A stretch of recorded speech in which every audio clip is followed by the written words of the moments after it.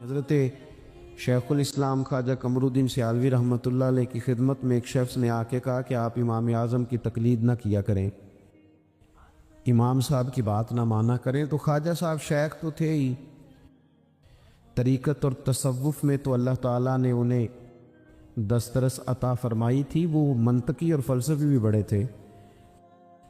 اس شخص نے کہا کہ آپ امام صاحب کی بات نہ مانا کریں۔ تو خواجہ صاحب بڑے دھیمے اور بڑے میٹھے انداز میں ہنس کے فرمانے لگے، تیری یہ بات مان لوں؟ اس نے کہا امام اعظم کی بات نہ مانے، تو فرمانے لگے تیری یہ بات مان لوں؟ وہ بندہ غور سے دیکھنے لگ گیا، آپ فرمانے لگے خدا کے بندے، اگر تیرے جیسے بیوقوف کی بات مانی جا سکتی ہے تو امام اعظم تو صحابہ کے شاگرد ہیں۔ ہمارا مزاج ہے کسی کے پیچھے چلتے، ہمیں ہمارے رب نے ہمارے اوپر رحمت کر دی، آسانی کر دی، کہا تمہیں رستہ آسان بتا دیتے ہیں۔ لَقَدْ كَانَ لَكُمْ فِي رَسُولِ اللَّهِ أُسْوَةٌ حَسَنَةٌ، تمہارے لیے نبی پاک کی زندگی میں بہترین نمونہ ہے، بہترین۔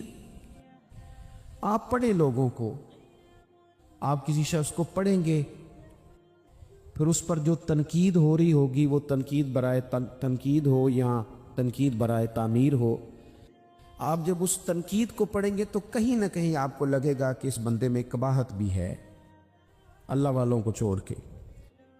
لیکن رسول پاک صلی اللہ علیہ وسلم کی ذات ایسی ہے کہ آپ حضور کو جس جہد سے بھی پڑھیں گے، جس انداز میں بھی پڑھیں گے، آپ کا کلیجہ ٹھنڈا ہوگا، دل کو اطمینان ہوگا، ذہن مطمئن ہوگا، اور اللہ تعالیٰ سینے کو فراخی عطا فرمائے گا۔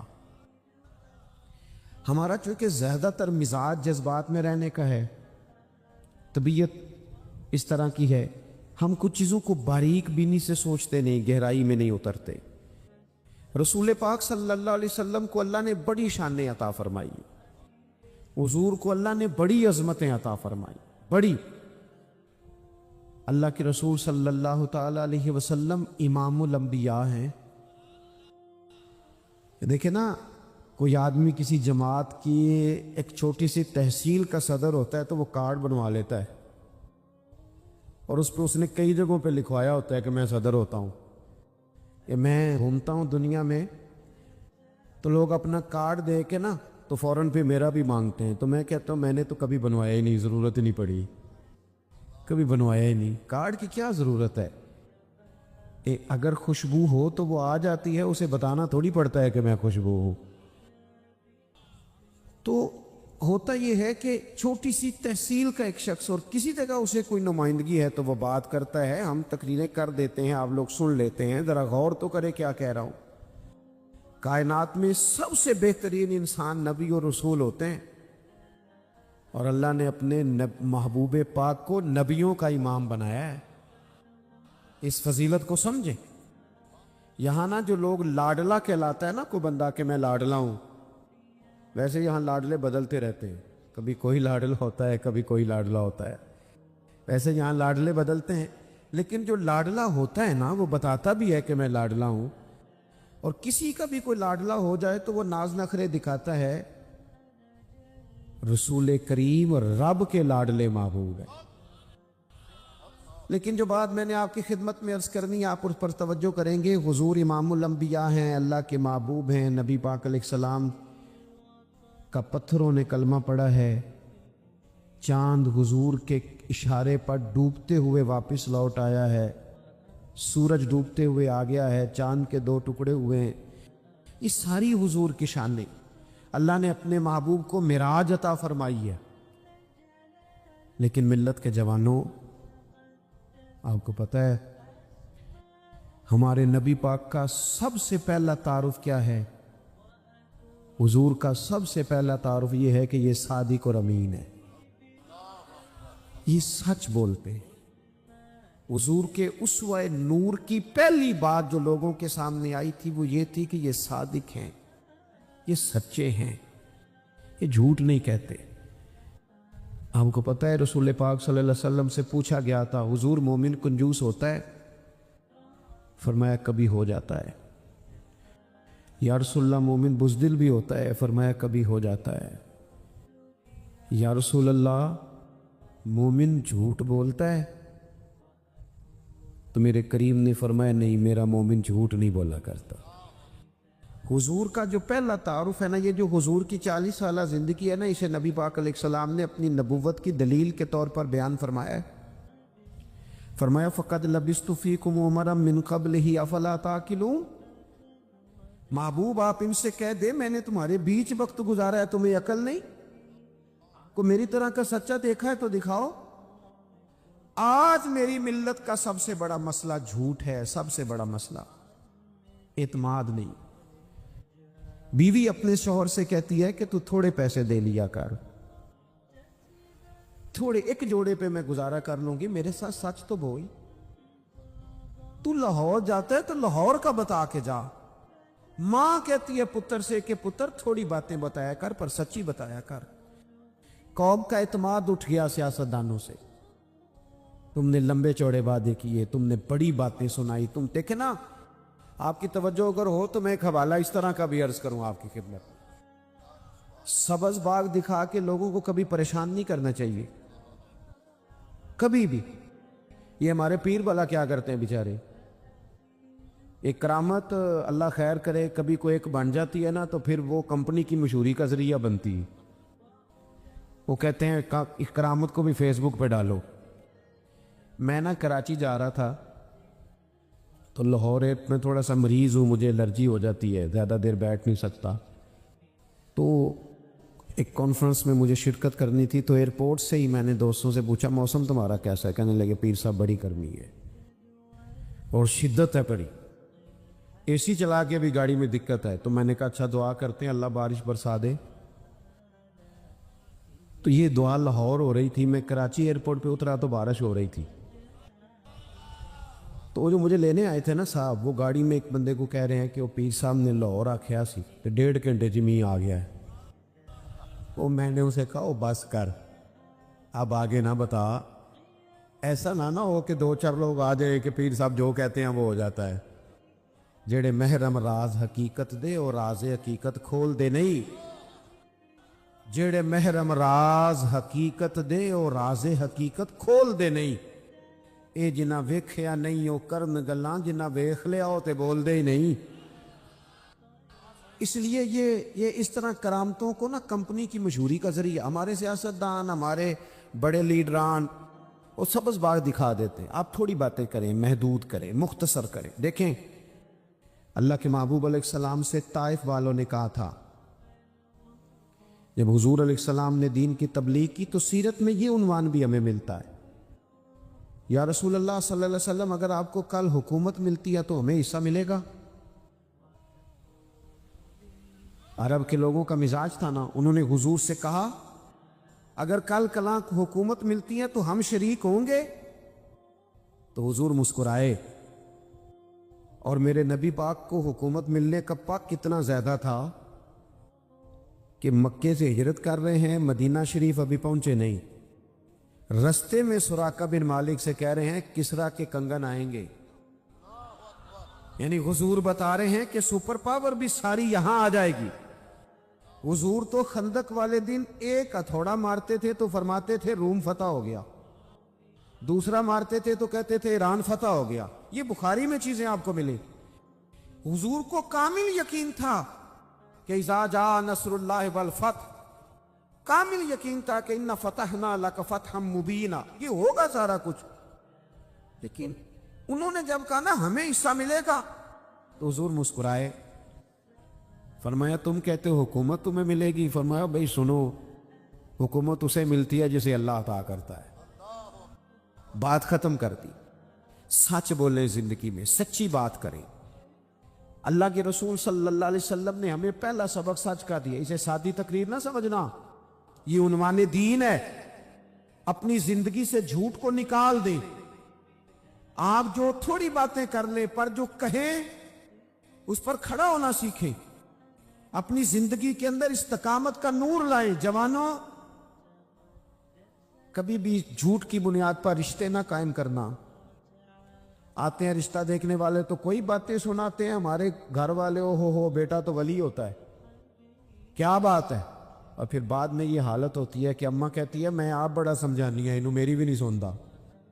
تو وہ رشتہ دیکھتے وقت تو آپ نے کہا تھا کہ بہت بڑا درویش ہے۔ آپ اور بچی والے بھی کچھ ایسے کام کرتے ہیں، رشتہ کرانے والے سے کہتے ہیں ہم نے کار بھی دینی ہے۔ کیوں آپ نے لالچ پیدا کیا؟ کیوں پہلے آپ نے خرابیاں کی؟ اپنی زندگی میں سچ بولے، سچی بات کرے، کبھی بھی کوئی ایسا کام نہ کرے جس سے کہ لوگوں کی طبیعت ایسی ہو کہ لوگ سمجھیں کہ یہ لوگ تو غلط بیانی کے عادی ہے۔ دیکھیں بخاری میں موجود ہے، سیرت کی تمام کتابوں میں الفاظ کے اختلاف کے ساتھ یہ اپنی اصل کے ساتھ یہ چیز ہر جگہ موجود ہے۔ حضرت ابو سفیان رضی اللہ تعالیٰ عنہ بعد میں مسلمان ہوئے، فرماتے میں جب شاہ روم کو حضور کا خط گیا تھا نا ہرقل کو، حضور صلی اللہ علیہ وسلم نے اس سے کہا کہ کلمہ پڑھ لو، خطوط لکھے نبی کریم نے۔ اس نے کہا یہاں ڈھونڈو کوئی عرب کا سردار اگر آیا ہو تو میں ملنا چاہتا ہوں۔ ابو سفیان کہتے ہیں میں بغرض تجارت وہاں موجود تھا، مجھے لوگ پکڑ کے بادشاہ کے پاس لے گئے، میں کلمہ نہیں پڑھتا تھا۔ جب کوئی کسی کا مخالف ہوتا ہے تو اس نے کوئی کہانی بھی یاد کی ہوئی ہوتی ہے، ان لوگوں نے کہانی بھی یاد کی ہوئی تھی، معاذ اللہ جادوگر ہیں، شاعر ہیں، یہ کہانیاں بھی سناتے۔ کہتے ہیں کہ مجھے وہ لے گئے، بادشاہ کے سامنے کھڑا کر دیا۔ اب بادشاہ نے سوالات پوچھے، میں کوئی حق میں نہیں تھا کہ میں حق میں باتیں کرتا، میں تو اس وقت تک کلمہ نہیں پڑھتا تھا، اور جو کفار کہتے تھے وہ ساری باتیں میں نے کرنی تھی۔ کہتے ہیں بادشاہ نے اپنے دربار میں کھڑا کر کے سوال کیے، بڑے سوال پوچھے، بڑے میں نے جواب دیے، بڑے سوال پوچھے۔ یہ بھی پوچھا کہ ماننے والے ان کے غریب ہیں کہ امیر ہیں؟ میں نے کہا نہیں، ماڑے ماڑے بندے ہیں۔ میلاد کے جلوسوں میں بھی ماڑے ماڑے بندے ہی جاتے ہیں، ماڑے ماڑے ہیں، غریب لوگ ہیں۔ اس نے یہ بھی پوچھا کہ ماننے والے بڑھ رہے ہیں یا گھٹ رہے ہیں؟ میں نے سارے جواب دیے۔ او ملت کے جوانوں، خدا را میری بات سننا۔ ابو سفیان کہتے ہیں غیروں کا دربار، سوال کرنے والا بھی کلمہ نہیں پڑھتا، ابھی جواب دینے والا بھی کلمہ نہیں پڑھتا۔ اس نے مجھ سے کہا کہ آپ نے بتایا کہ آپ رشتے میں چچا ہوتے ہیں، یہ بتاؤ وہ جنہوں نے اعلان نبوت کیا ہے کیا کبھی انہوں نے جھوٹ بھی بولا ہے؟ آج لوگوں نے نام نہیں بدل دیا جھوٹ کا، اس نے بہانہ نام رکھ دیا جھوٹ کا، جی میں نے بہانہ کر دیا تھا۔ کچھ کہتے ہیں جی وہ تو میں نے تو بس ایسی بات، وہ تو میں نے مذاق کیا تھا۔ جھوٹ کے نام نہیں بدل دیے لوگوں نے۔ ابو سفیان کہتے ہیں مجھ سے بادشاہ کھڑا کر کے پوچھنے لگا کیا کبھی انہوں نے جھوٹ بھی بولا ہے؟ ابو سفیان کہتے ہیں کہ لمحے کے لیے میرے دل میں آیا کہہ دوں کہ بولا ہے۔ پھر میں نے کہا ایک تو یہ عرب کی وفاداری کے خلاف ہے، اور دوسرا میں کہوں گا وہ جادوگر ہیں تو شاید کو ایک سیکنڈ کے لیے توجہ کرے، میں کہوں گا وہ شاعر ہیں شاید کو توجہ کرے، اور مدینے والے نے جھوٹ بولا یہ تو مانے گا ہی کوئی نہیں۔ سنو، جن چیزوں کو معمولی سمجھ کے ہم نے رائج کیا وہ ہمارا وقار لے گئیں۔ دنیا ہم پر اعتماد نہیں کرتی۔ ہم اس ملک میں بستے ہیں جہاں زلزلہ بھی آئے تو غیر ملکی امداد کرنا چاہیں تو وہ کہتے ہیں حکومتوں کے ہاتھ میں نہیں دیں گے، خود جائیں گے۔ ہمارا یہ حال ہو گیا ہے کہ قوم پر اعتماد اٹھ گیا دنیا کا۔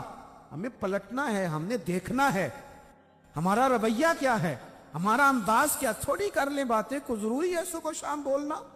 تھوڑے کر لیں باتیں، تھوڑے دعوے کر لیں، کو ضروری ہے؟ سنو میرے عزیز، ابو سفیان کہتے ہیں کہ اس نے کہا کبھی جھوٹ بھی بولا ہے؟ میں سوچ میں پڑ گیا۔ بادشاہ نے پھر دہرا کے کہا سردار چپ کر گئے ہو، میرے آخری سوال کا جواب دو، کیا کبھی اس کریم نے جھوٹ بولا ہے؟ ابو سفیان کہتے ہیں میرے ہاتھ میں چھڑی تھی، میں نے وہ زمین پر رکھی اور میں کھڑا ہو گیا۔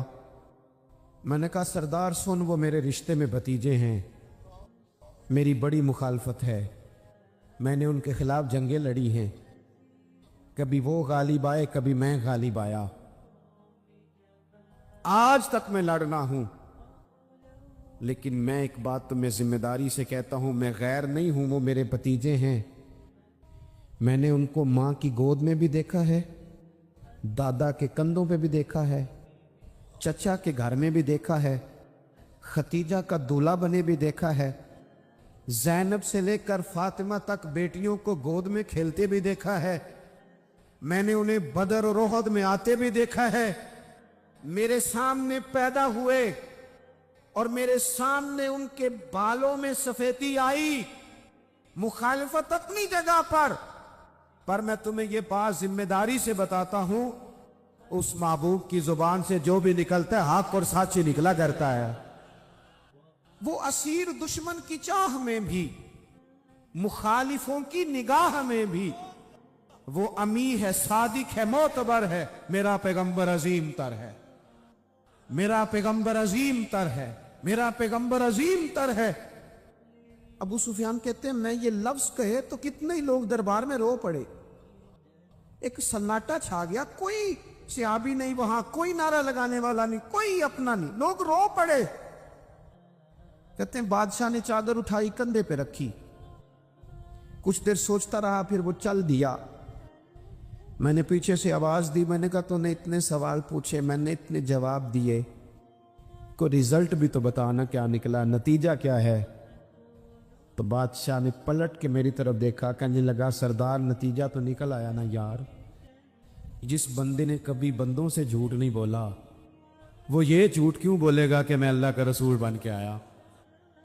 اس نے او میرے بھائی اپنی زندگی میں سچ لاؤ، خدا را ہمارے گھروں سے لے کر حکومت کے ایوانوں تک ضرورت سچ کی ہے، ضرورت سچ کی ہے۔ دوسری بات، اپنی زندگی میں دیانتدار ہو جائیں، چھوڑ دے سامنے والا کیا کر رہا ہے، میں اپنے اس ممبر سے دیانتدار ہوں کہ نہیں، یہ میں نے اللہ کو جواب دینا ہے، میں نے اتنی عزت سمیٹی ہے، دین کے نام پہ سمیٹی ہے، میں نے اللہ کو جواب دینا۔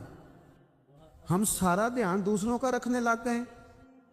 حضرت خواجہ نصیر الدین چراغ دہلوی رحمت اللہ علیہ سے بادشاہ نے آ کے وظیفہ پوچھا تھا، حضرت کو وظیفہ بتائے تو خواجہ صاحب فرمانے لگے اپنا کام دیانتداری سے کر، یہی سب سے بڑا وظیفہ ہے۔ اپنی زندگی میں دیانتداری، امانت داری، آپ اس طرح کے ہو جائیں کہ آپ جس طرح آپ سمجھے نا کہ یہ حرام جانور ہے تو میرے منہ میں جائے گا تو مجھے الٹی آئے گی۔ آپ کبھی دیکھیں نا کہ حرام گوشت کوئی آپ کو بتا دے، آپ دو لقمے آپ نے کھا بھی لیے، لطف آیا، تو کسی نے کان میں کہا یہ تو ذبح ہی نہیں ہوا تھا، بیمار تھا، تو الٹی آ جاتی ہے کہ نہیں؟ بولو، کہہ آ جاتی ہے؟ انسان کا ذہن قبول کرتا ہے حرام کھانے کو؟ 2 کلو گوشت پہ الٹی آتی ہے تو 2 کروڑ روپے پہ کیوں نہیں آتی؟ ہمارے ایک دوست ہیں، یونیورسٹی کے لیکچرار ہیں، مجھے ایک دفعہ فرمانے لگے پیر صاحب عجیب بات ہے، ایک بندے کو نا کہیں جوتا پڑا مل گیا، بڑا قیمتی تھا پر ایک پیر تھا جوتے کا۔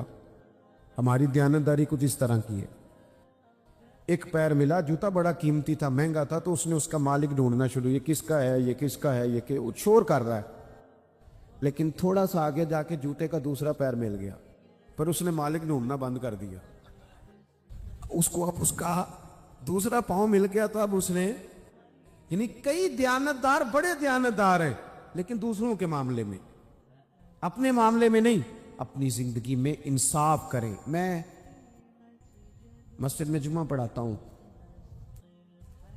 میں نے ایک دن اپنے ایک مدرسے کے طالب علم سے پوچھا، بیٹا جمعرات کو میں نے پوچھا، میں نے کہا صبح جمعے میں تقریر کیا کرنی ہے؟ کہتے میں جو فیصلہ نہیں کیتا۔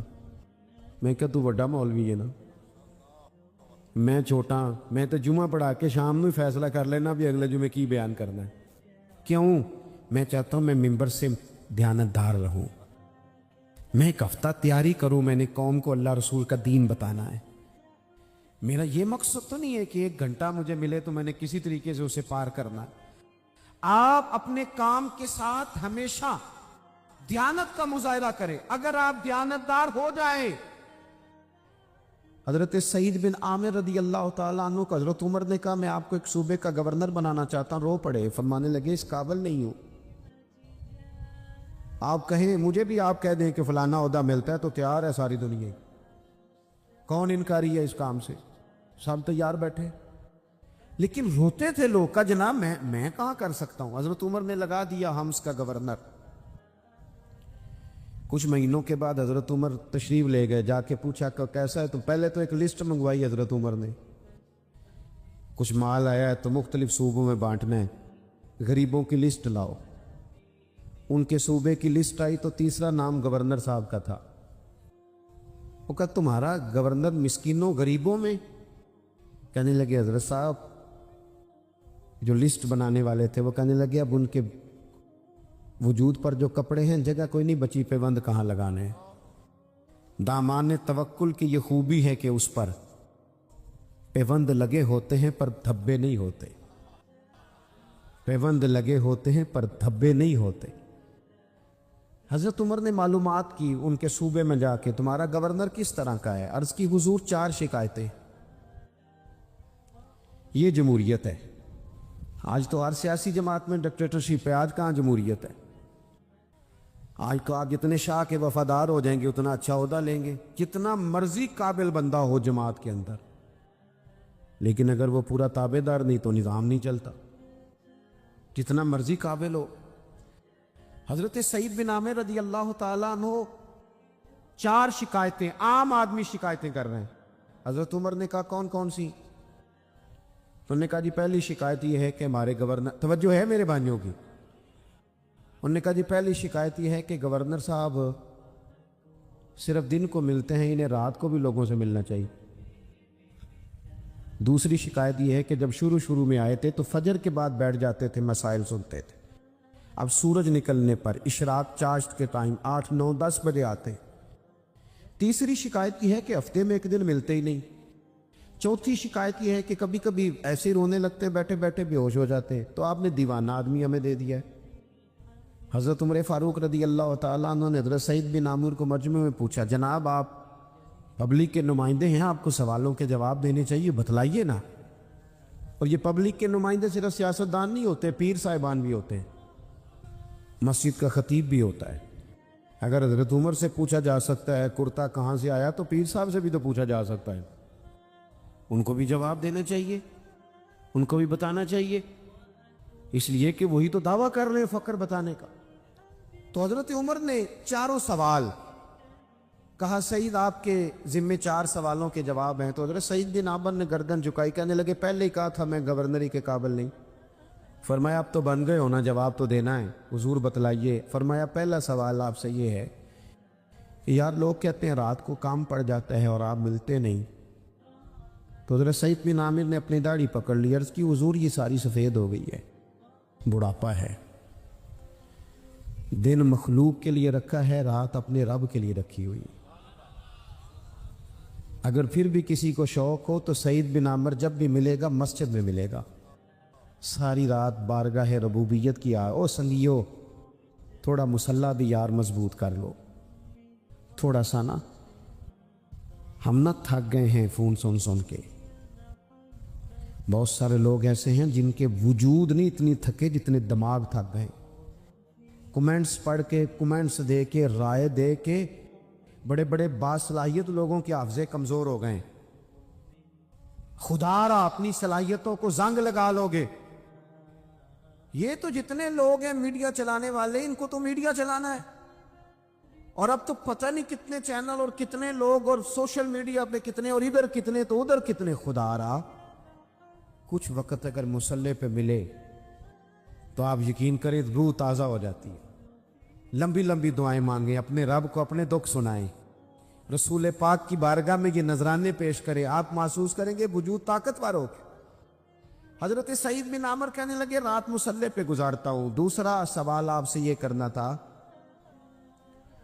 کہ یہ لوگ کہتے ہیں کہ آپ پہلے فجر میں آ جاتے تھے, اب اشراق چاشت کے بعد 9-10 بجے نکلتے ہیں. تو حضرت سعید بن عامر نے گردن جھکائی, کہا یہ میرا راز تھا, میری پرائیویٹ بات تھی. کہا جناب اب تو لوگوں کا سوال ہے. تو آپ فرمانے لگے میرے گھر میں خادم کوئی نہیں, غریب آدمی, بیوی بیمار ہو گئی ہے. 35 سال اس وفادار عورت نے میری ڈیوٹی کی ہے, بیماری میں چھوڑ دوں تو وفاداری تو نہیں نا. सवेरे उठता हूँ, घर का काम करता हूँ, फिर बीवी के लिए नाश्ता बनाता हूँ, उसे खाना खिलाता हूँ, तैयारी करते आते देर हो जाती है।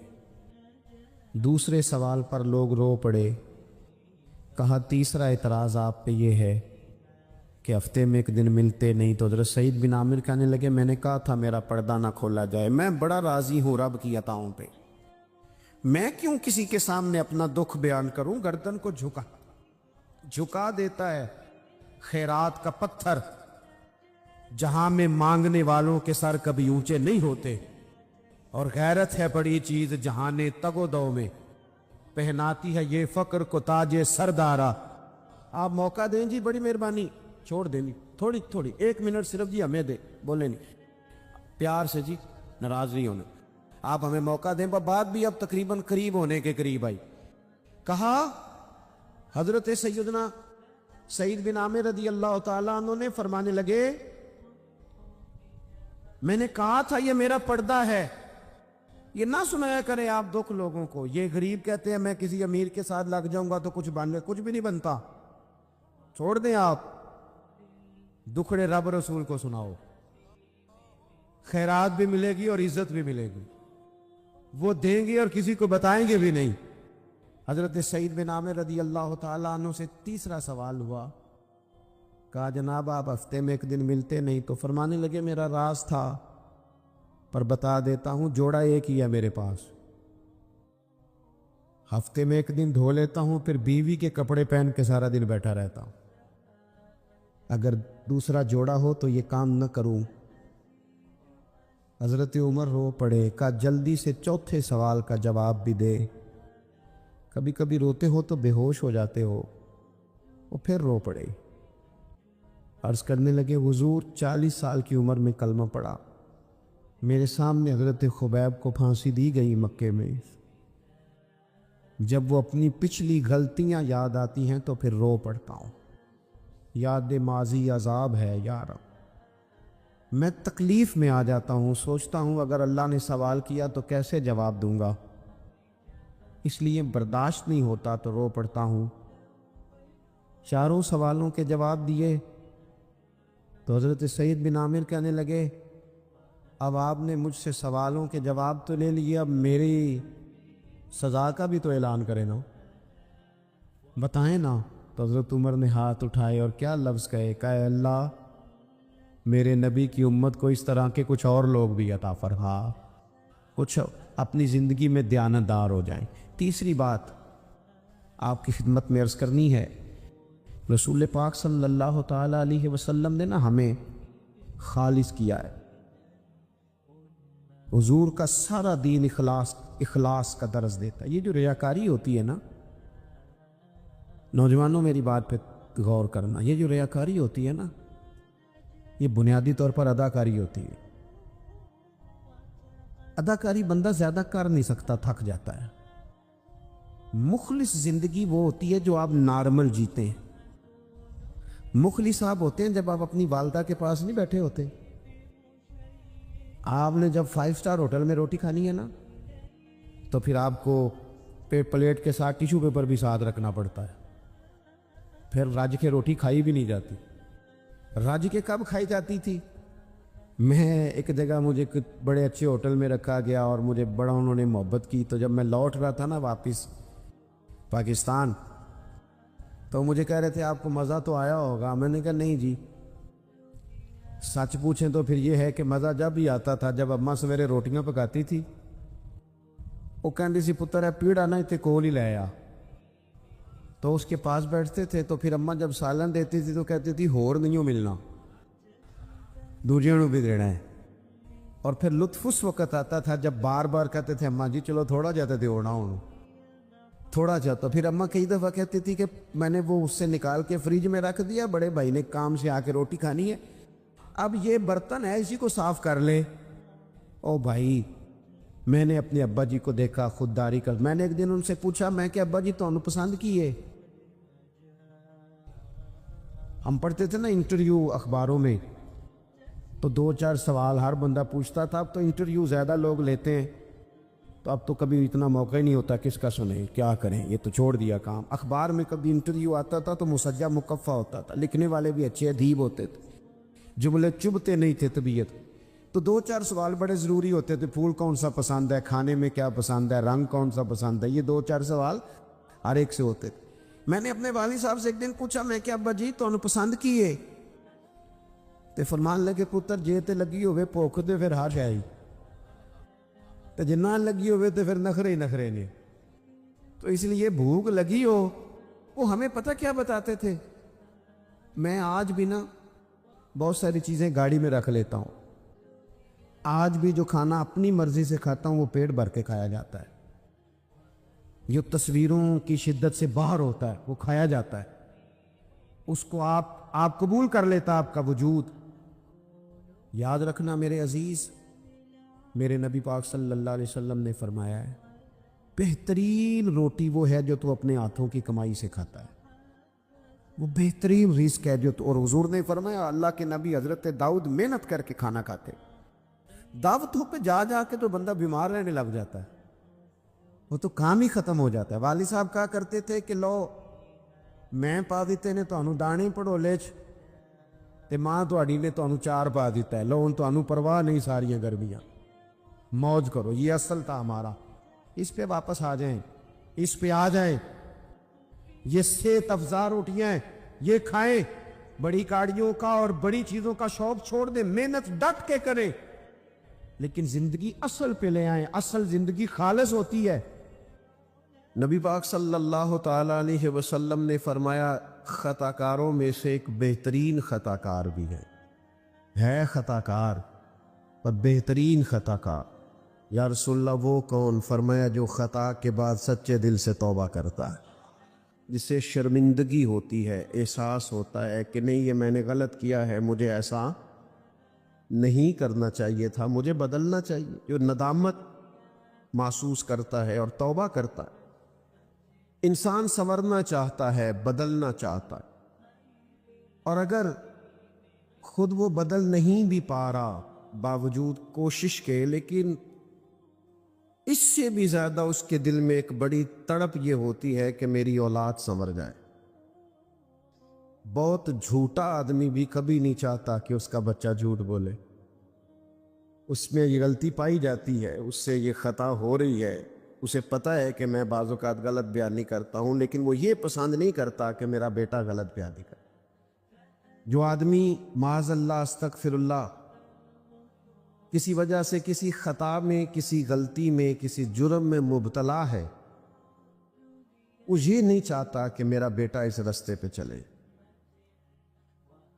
اپنی اصلاح کی بھی فکر ہوتی ہے، لیکن اس سے بڑھ کر بھی لوگوں کو یہ فکر ہوتی ہے کہ جو کمزوریاں، جو غفلتیں، جو سستیاں مجھ میں پائی جاتی ہیں وہ میری اگلی نسل میں نہ پائی جائیں۔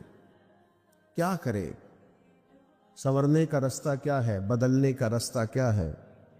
اخلاقی طور پر درست ہونے کے لیے ہمارے پاس کون سی راہ ہے؟ تو قرآن مجید نے ایک مضبوط رستے کی طرف ہماری رہنمائی کی ہے۔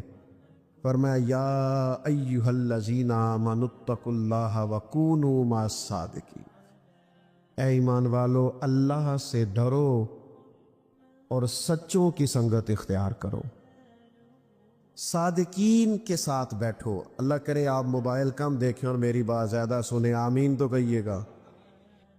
دعا تو مانگی جا سکتی ہے نا جی، کیوں جی؟ قبولیت ہو جاتی ہے، اللہ قبول کرنے والا ہے۔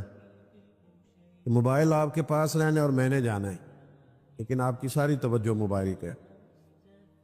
اللہ تعالیٰ آپ کو جزائے خیر دے، 2-4 لوگ بنا لیں، باقیوں کو دے دیں، اتنا ہی کافی ہوتا ہے، سب کو یہ کام نہیں کرنا چاہیے۔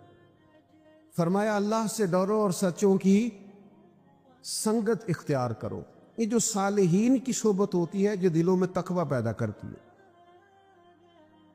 10 لوگ ایک جگہ بیٹھے ہو اور 9 اٹھ کے نماز پڑھنے چلے جائیں تو امید ہے 10واں بھی بیٹھا نہیں رہے گا، وہ بھی کہے گا یار اب سارے جا رہے ہیں تو مجھے بھی جانا چاہیے۔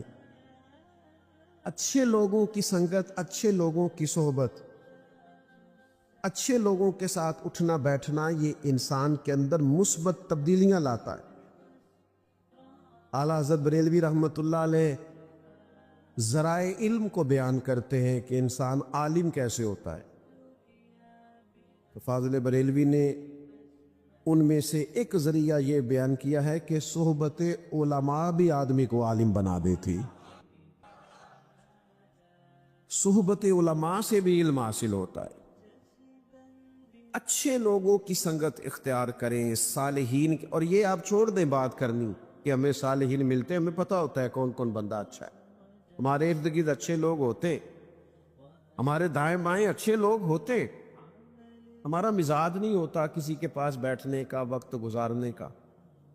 ہماری طبیعت نہیں ہوتی تربیت کے لیے کہیں جانے کی. ہمارے ہاں لوگ جاتے ہیں آج کل کسی کو مشہور آدمی سمجھ کے فوٹو کھنچوانے، یا کسی ایسے شخص کے پاس جہاں جا کے ذرا گپ شپ کا موقع ملے، یا کسی ایسے شخص کے پاس جو ہماری ہاں میں ہاں ملائے.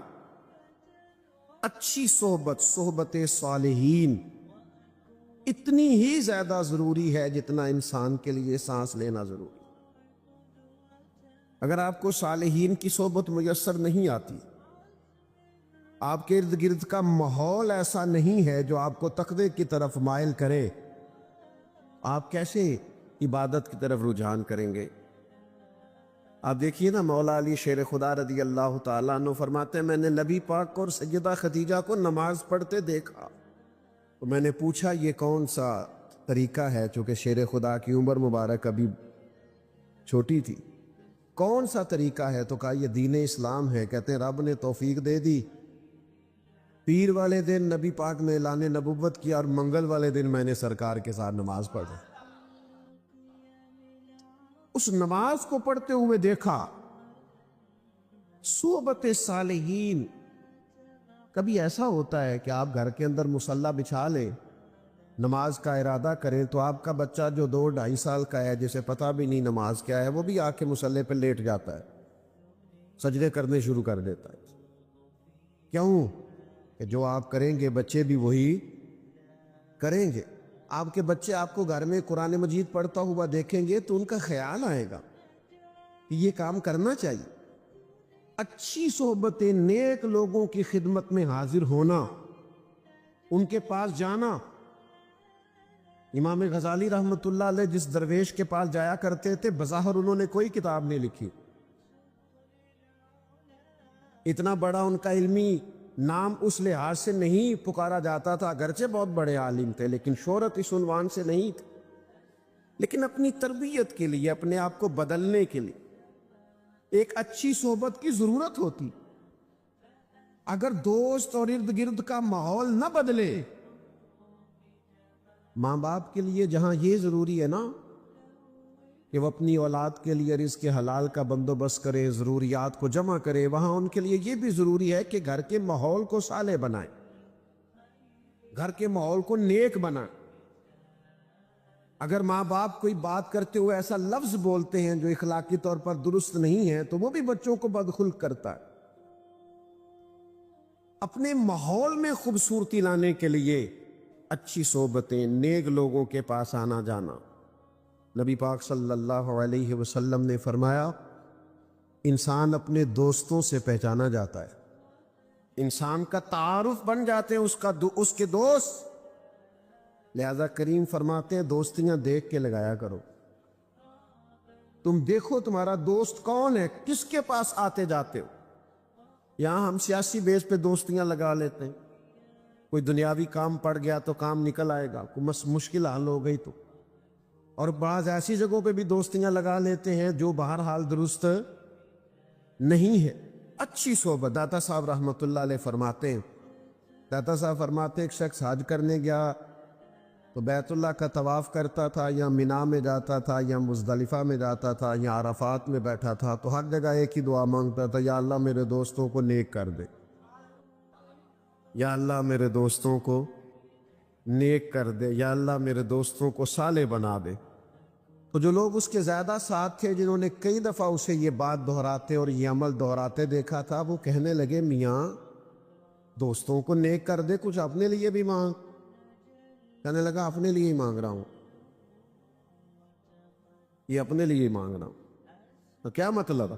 کہنے لگا اگر میرے سارے دوست ٹھیک ہو گئے، نیک ہو گئے، تو میں خود بخود ہو جاؤں گا، کیونکہ وہی میرے دائیں بائیں رہتے ہیں، وہی میرے آگے پیچھے رہتے ہیں، انہی سے میرا اٹھنا بیٹھنا ہے، وہی میرے سفروں میں ساتھ ہو، صالحین کے پاس بیٹھیں، نیک لوگوں کی سنگت اختیار کریں۔ اور اسی سے ملتی جلتی یہ بات عرض کروں گا، گفتگو بھی اس شخص کی سنیں اس کی گفتگو ہمارے عقیدے کی مضبوطی کا باعث بنے، ہمارے صالح اعمال کی طرف رغبت کا باعث بنے۔ ہم ایسے لوگوں کی باتیں سنتے ہیں جو ہمیں بے باک کر دیتے ہیں۔ مجھ سے کوئی ناراض نہ ہو جائیں تو بعض ایسی جگہوں پہ بھی گفتگو ہوتی ہے جس سے ایسے محسوس ہوتا ہے کہ جیسے بے عملی کی طرف رغبت دی جا رہی ہے۔ یعنی تقریر کرنے والا اگر کہے کہ تو اپنی نمازاں سام کے رکھ سڑکوں تے عشق ہے، تو اسے پوچھا جائے گا کہ نماز عشق رسول نہیں؟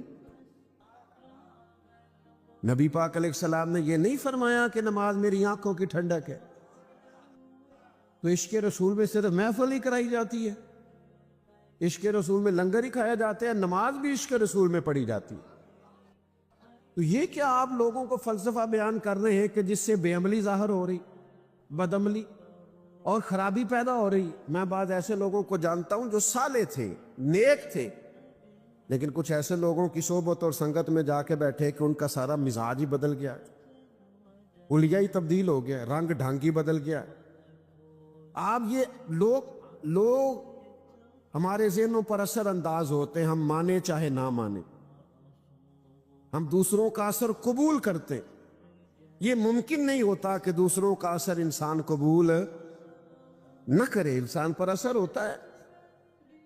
اچھی صحبتیں، علماء کے پاس آنا جانا، ان کی خدمت میں بیٹھنا، ان کے پاس رہنا، بہت بڑے تھے امام اعظم ابو حنیفہ، بڑا مضبوط حافظہ اللہ نے عطا کیا۔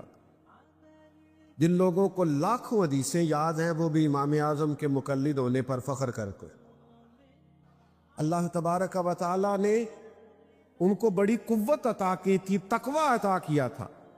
اتنا علم ہے، اتنا فضل ہے، اتنی رعنائی ہے، اتنا حافظہ ہے، اور پھر اللہ نے حکمت عطا کی ہے، امام صاحب کو مسائل نکالنے آتے ہیں، لیکن اس کے باوجود سیدنا امام جعفر صادق کی صحبت میں جا کے بیٹھا کرتے، ان سے فیض لیتے تھے، اور فرماتے تھے اگر وہ 2 سال نہ ہوتے جو مجھے امام جعفر صادق کی صحبت میں ملے ہیں تو ابو حنیفہ ہلاک ہو جاتا، میں ہلاک ہو جاتا۔ مجھے وہ 2 سال کی جو نیک آدمی کی صحبت تھی، اس صحبت نے میرے اندر تقوی پیدا کیا، عبادت کا نور پیدا کیا، خوبصورتی پیدا کی۔ میرے بھائیوں، خدا را اپنے ارد گرد کے ماحول کو درست کریں، اپنے آنے والی نسلوں کو صالح اور خوبصورت سوسائٹی میں۔ حضرت عمر رضی اللہ تعالیٰ عنہ فرمایا کرتے تھے جو لوگ کثرت سے استغفار کریں ان کی صحبت میں بیٹھا کرو، جو لوگ کثرت سے استغفار کرنے والے ہوں ان کے پاس بیٹھا کرو۔ وہ عاجز لوگ ہوتے ہیں، وہ رب سے ڈرنے والے ہوتے ہیں، اس لیے کہ انہیں اپنے گناہوں پر ندامت ہوتی، انہیں احساس ہوتا۔ یہ جو ہمارے بزرگ تھے جن کے ہم عرس مناتے ہیں، جن کی ہم یادوں میں بیٹھتے ہیں، یہ صرف شاگرد نہیں ہوتے تھے، یہ با ادب شاگرد ہوتے۔ انہوں نے صرف دین نہیں پڑھا ہوتا تھا، انہوں نے تھوڑے جوتے بھی سیدھے کیے ہوتے تھے اساتذہ کے۔ یہ منسلک ہوتے تھے، فخر کرتے تھے اپنے مشائخ کی نسبتوں پر، اور پھر یہ کہیں مرید بھی ہوتے تھے، کہیں انہوں نے تزکیہ نفس کے لیے بھی وقت گزارا ہوتا، کہیں اخلاقی تربیت بھی کی ہوتی تھی۔ میں چھوٹا آدمی ہوں، کو بڑی بات کروں گا تو اچھا نہیں لگے گا، چھوٹے منہ سے بڑی بات۔ آج تو ہمارے مذہبی سٹیج اور مذہبی لوگ اور جلسے اور نعتیں اور آنا اور جانا اور سٹیٹس اور ویوز، اور جناب اتنا چل گیا اور اتنا بن گیا۔ ہم کیا دیں گے سوسائٹی؟ کیا سیکھیں گے لوگ اس ماحول سے، جس ماحول میں صرف کھینچا تانی، جس ماحول کے اندر اس طرح کا نظریہ بن گیا کہ چھپ جانے کو جی چاہتا ہے، دل کرتا اٹھ بلیا چلو تھے وسیے، جتھے وس دینی سارے ینے، نہ کوئی ساڈی ذات پچھانے نہ کوئی سانو منے. ماحول ہی اور طرح کا ہو گیا, رنگ ہی اور طرح کا ہو گیا, کوئی اسلوب ہی نہیں رہ گیا. صحبت لوگوں کی بدل گئی. صالحین کے پاس بیٹھیں, اچھی باتوں کو سیکھیں. اور پھر ایک اور بات بھی آپ کی خدمت میں عرض کروں, انسانوں میں خوبیاں بھی ہوتی ہیں, خامیاں بھی ہوتی ہیں. آپ کسی سے خوبی لے لیں اور خامی چھوڑ دو. کوتاہیوں سے صرف نظر کریں. میں کسی شخص سے بیزار نہیں ہو سکتا کیونکہ ایک ذرہ بھی تو بیکار نہیں ہو سکتا. آپ سیکھیں, آپ خیر لے لیں جس سے ملتی, اس خیر کو اپنے دامن میں ڈالیں. ایک ایک کر کے اپنی زندگی سے غلطیاں کمزوریاں دور کرنی شروع کریں.